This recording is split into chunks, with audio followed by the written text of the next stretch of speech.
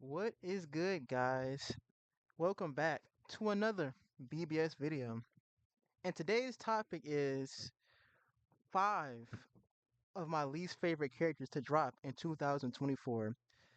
One thing I want to do say is in 2024, I thought this was a pretty good year for characters in BBS. I feel like last year we didn't have too many just bad characters, but just because we didn't have too many bad characters doesn't mean we don't have any bad characters.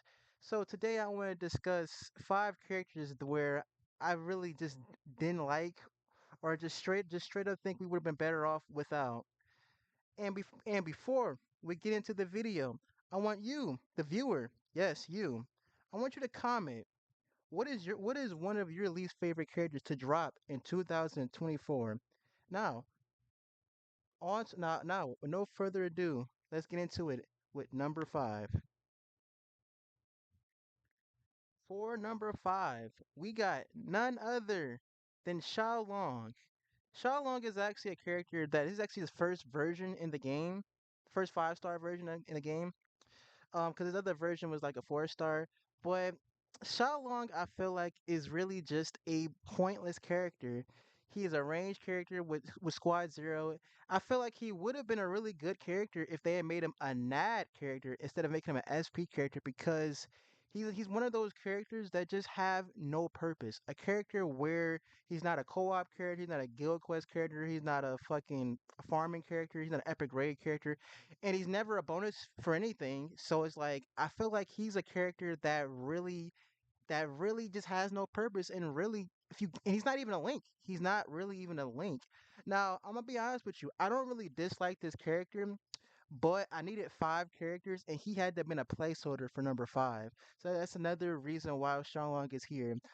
Another thing about Shenlong is that they gave him like disabler for orange mobs, but it's like unfortunately, he's never really gonna use it because he's not really good anywhere. It's like I really feel like he should have been a Nat character. He would have like if he was a Nat character, he would have not made the list. And another thing about it is we do need more ranged Squad Zero Nat characters. We only have two right now, and one of them is a 1,000 year blower character, and really isn't even all that good. Just being honest with you. So for number five, we put Xiaolong. It's his first 5 star, and they did not do him justice. But to be fair, it's Xiaolong. He can't have too many fans. People just wanted him in the game just to say he has a 5 star version. Nobody really was gonna summon for him. So yeah, that's gonna be it for number five. On to number four. For number four, we have none other than Power Joshua. The idea of this character just annoys me because he is a power farmer.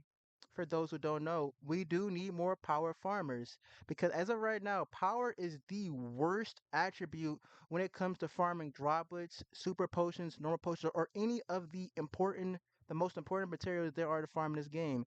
So when this character dropped, and it's like, oh, by the way, guys, we can get a new power farmer. Oh, great! What does he drop? Crystals and fucking coins. Two of the easiest materials in this game to grind. Those materials are so good to grind that you can easily just go in the mail exchange and buy free to play 5 stars. You can buy a 5 star version of them. You can buy two 5 star, actually more than two, and you can have like a 5 star version and a 6 star version of them, and then start putting them on other characters, and you'll be fine. And because the metal exchange has like crystals, has crystal links and coin links, so there was really no purpose of a character that farms both of these, especially when power needs a good character that farms droplets, potions, and super potions. To this day we still don't have a character that's really good for that. I know they just dropped Ed Toshiro, but he really isn't all that, and he doesn't even drop droplets. It is really annoying that they made this character drop coins and crystals when literally nobody asked for this. He's a character that nobody asked for. They could at least made him a different color because literally all the other colors are fine when it comes to farming the big three farming skills. But here we are. But nope, power getting shafted as always. Power is always going to be maintained as the worst attribute to farm, and this power Joshua is signifies that. He is the signifier that just how much power sucks when they give a a crystal slash coin drop character to red. They could have at least gave him droplets. If they had gave him droplets, I probably wouldn't rag on this character too much. So number four is Joshua. Now off to number three. All right, for number three, we have Tech Soifan. Now, Tech Soifan is actually a character. You can make an argument that probably not the worst because she did have some relevancies in GQ because there was a time in GQ where you could use Human Killer and Squad Zeros in the same GQ. So there was a strategy that I used where you can use Soifan and you can lead with Toshiro because Soifan does buff tech captains. She does buff tech captains, so they had a little bit of a synergy going on. But but after the update where they cut those GQs away from each other, so you can no longer use humans in Squad Zero GQ. She kind of lost her relevancy because she really had no human killer captain to use. I don't even think there is no any other tech human killer captain. Unless I'm forgetting somebody, probably an irrelevant character. But but this character just kind of just sucks because she's not really boosting anybody or for GQ wise, and then anybody she is boosting, there's another character who can boost way better than her, and her strong attacks just absolutely suck. Her his character just wasn't it.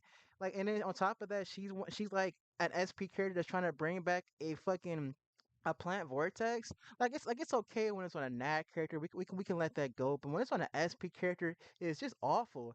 Nothing about this character is really cool too. Even she just feels like such a bad character. And on top, another reason what makes me hate this character is on during anniversary. Yes, a lot of bias in here. This whole list is biased. If you can already tell, that and during anniversary, I pulled like four of her in part one, and I know a lot of you guys probably pull a lot of dupes of her. And in all honesty, this character isn't gonna really help you clear content. She's like really bad at everything. So she's another one of those characters that you're gonna pull, and when you get the character, you're gonna level them up, and you're never gonna use them because this character it doesn't help you anywhere in the game. Like I said, you can't do the Toshiro Soifan combo in GQ anymore. They already got rid of that. So here we are, number three. So on to the next one. On to number two. For number two, we have none other than Power Tetsuzaimon. Oh my god. Oh, this character is just one of the worst.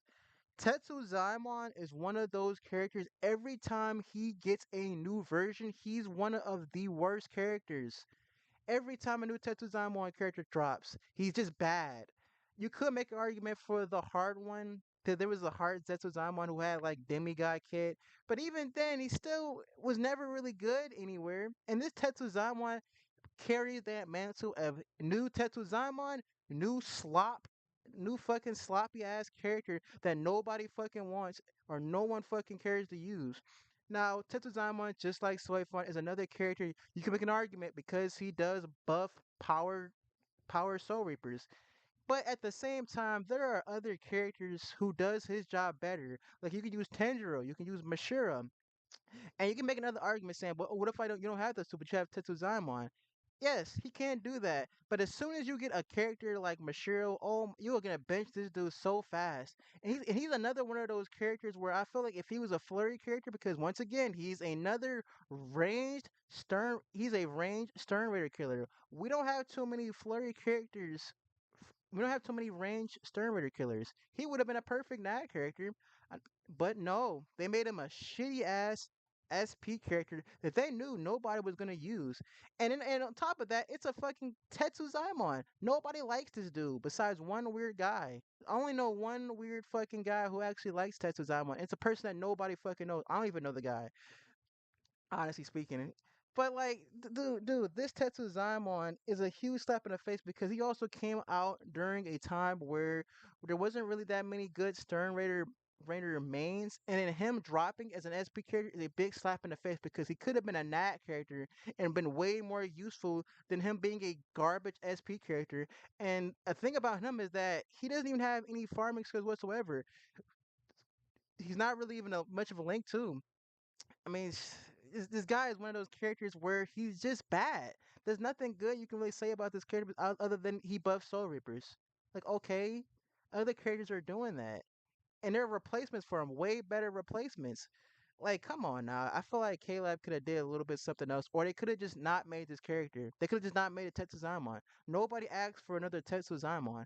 Seriously, Tetsuzamon is one of those characters. It doesn't matter which version of him you pull. If you see a Tetsuzamon on your screen, you know you pull 20, you know you just got 20k transpoints because you selling this motherfucker already. This guy is not a good character. None of his versions are. He's one of those characters you don't want to see get a new version. If you hear somebody say new Tetsuzama, you don't even have to look at the news or look at because you already know he's bad.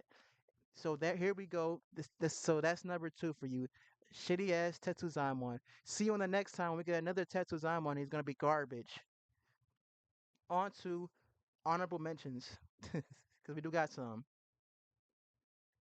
On to the first honorable mention is none other than Speed Aranuro or Cayenne Aranuro.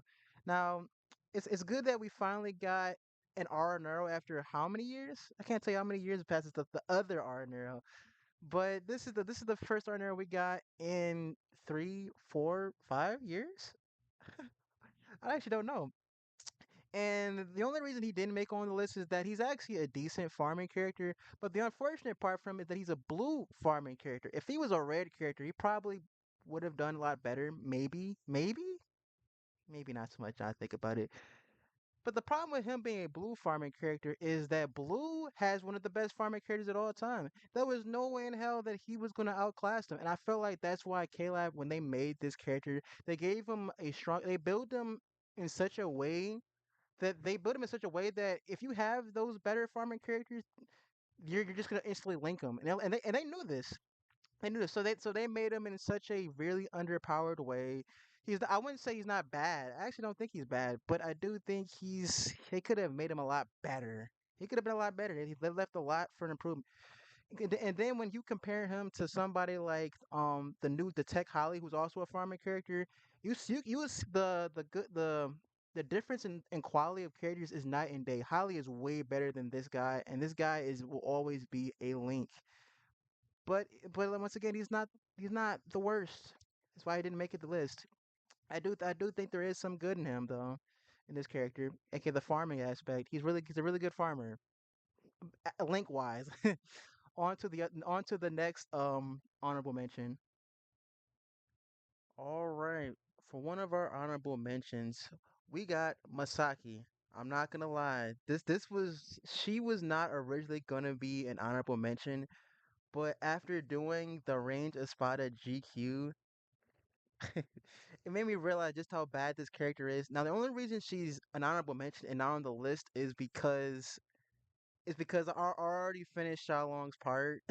If I could redo this list, I would remove Xiaolong and put Masaki on here because this character is probably the second worst end of the month character we've ever gotten.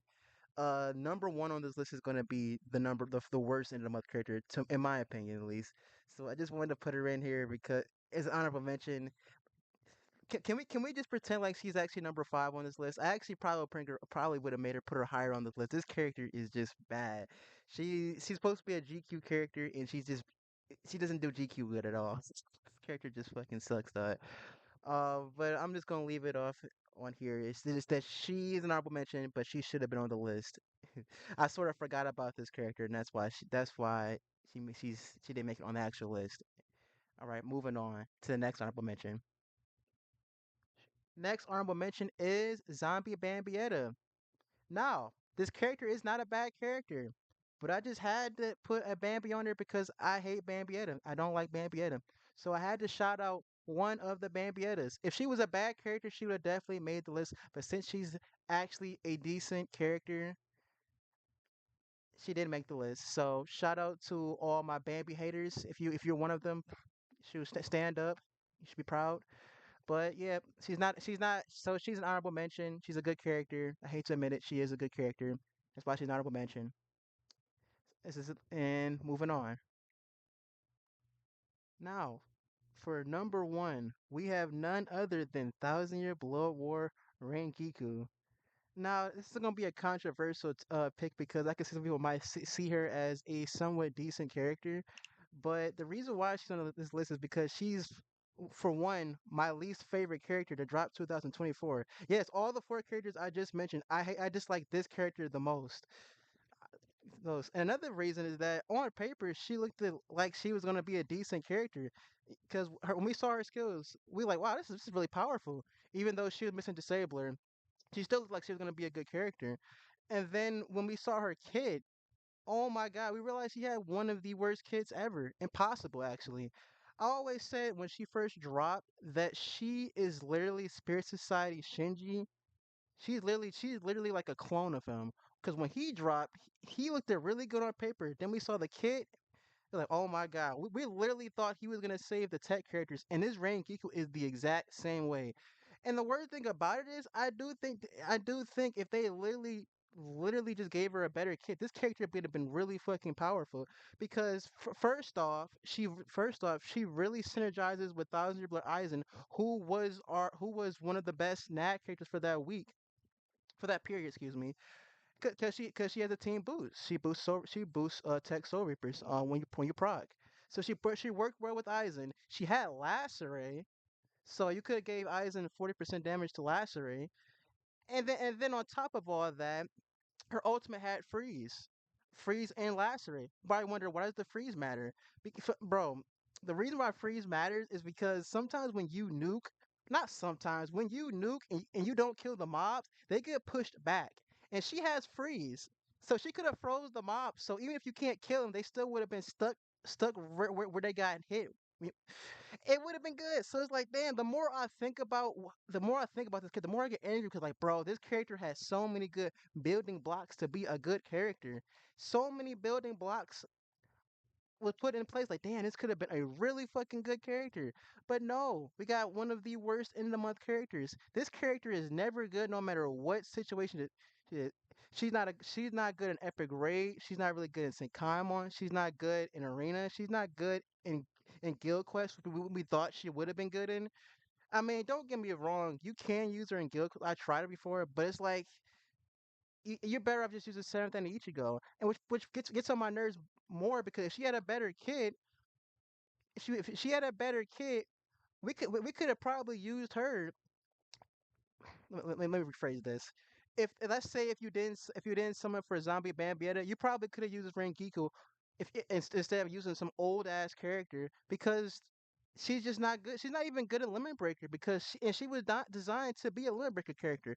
People have only used her in the one Limit Breaker, the one that she dropped with, which further irritates me. This character could have been something special, and it sucks because the art of this character is phenomenal. This character has great summoning art, but that's the only thing good about this character, and that is why she's my number one least favorite character. Her alone is why I even made this list to begin with because I hate this character so much. This character just sucks every time you whip her out the cellar.